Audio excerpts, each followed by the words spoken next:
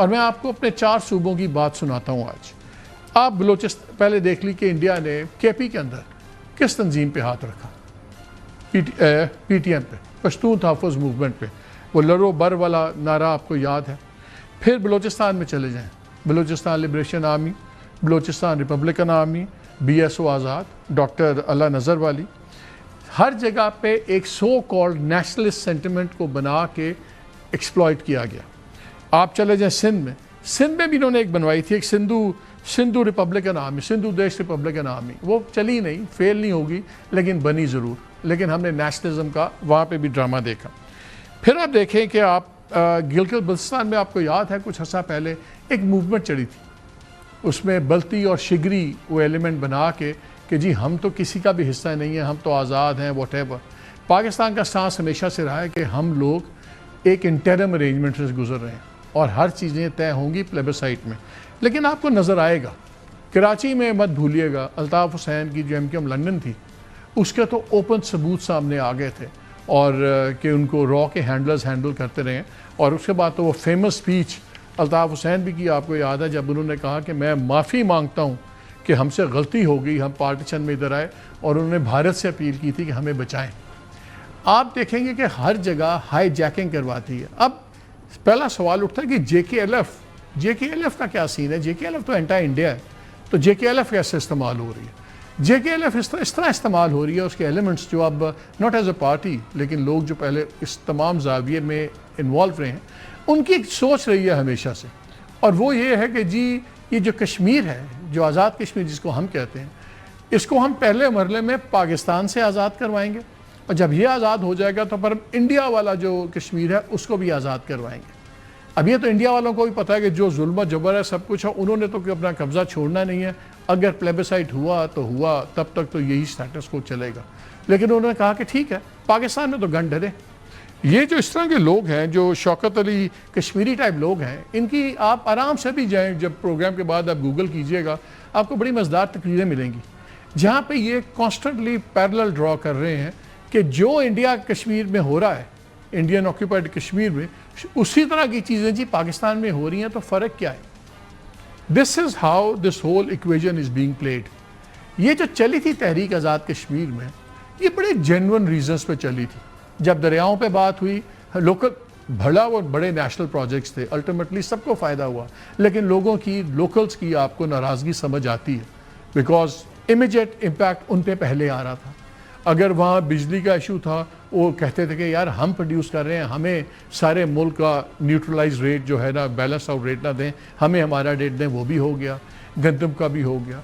और जो ये बात कर रहे हैं कि जी फ़ौज को बड़ी गालियाँ पड़ती हैं और सब कुछ होता है, बड़ा इंटरेस्टिंग डेटा उस दिन हमें एक बैकग्राउंड ब्रीफिंग में था जो मेरे लिए भी काफ़ी हैरानकुन था। उसमें हमें बताया गया कि इस वक्त पाकिस्तान फ़ौज में 40,000 से ज़्यादा जवान और ऑफिसर्स आज़ाद कश्मीर से ताल्लुक़ रखते हैं।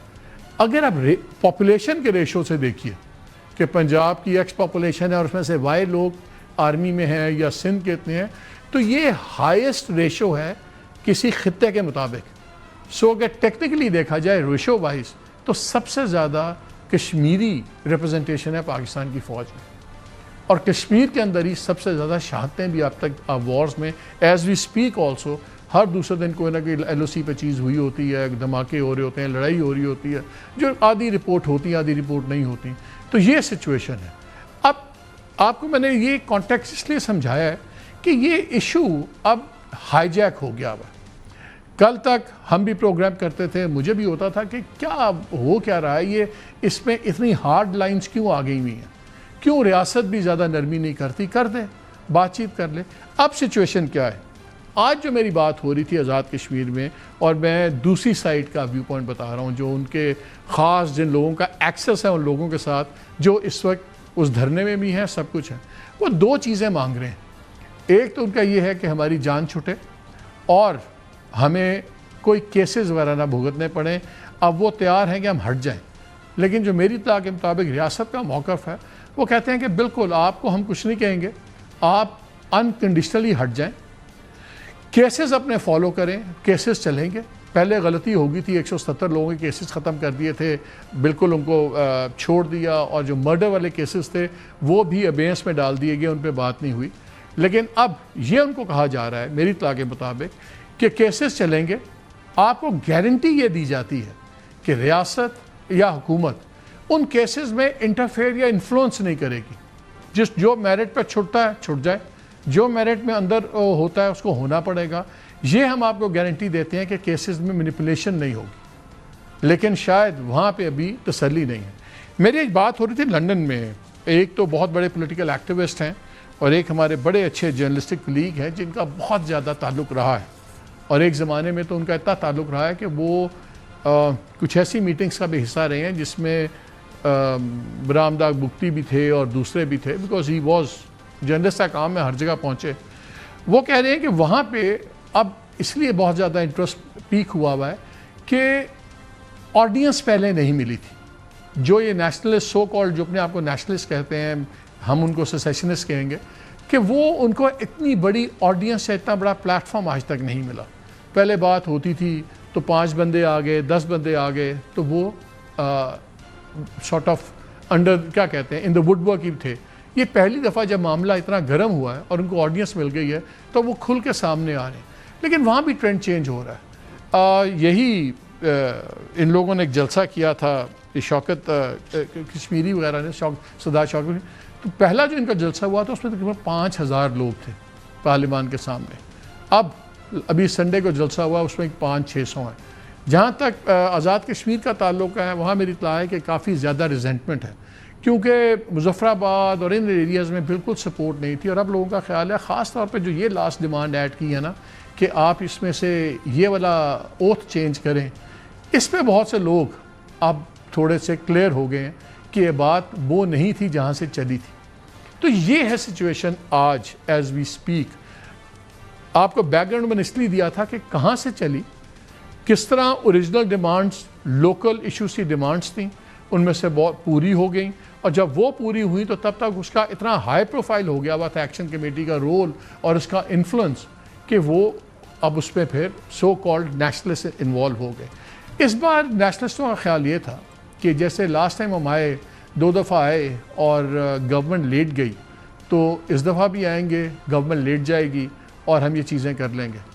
लेकिन इस बार रिएक्शन अब रेड लाइंस दोनों साइड्स पे ड्रॉ हो गई हैं, रादर एक साइड पे ड्रॉ हो गई है। अब इनको हटने का भी मौका नहीं दिया जा रहा। This is what the real situation is. इस पर फिर कल जब बात हो गई तो ख्वाजा साहब भी बोले, उन्होंने भी बातें की, फिर उस पर बहुत स्ट्रॉन्ग रिएक्शन आया।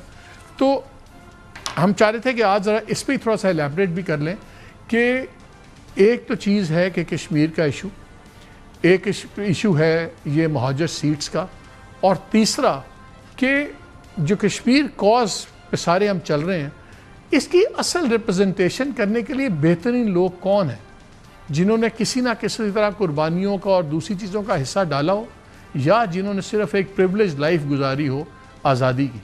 एक सेंसिटिव इशू है, सो वी थॉट कि हम बात भी कर लें डिफेंस मिनिस्टर ख्वाजा मोहम्मद आसिफ साहब से, जिन्होंने अब इसमें एक नया एक सॉर्ट ऑफ मैं कहूँगा थोड़ा सा हार्शनेस आ गई सबकी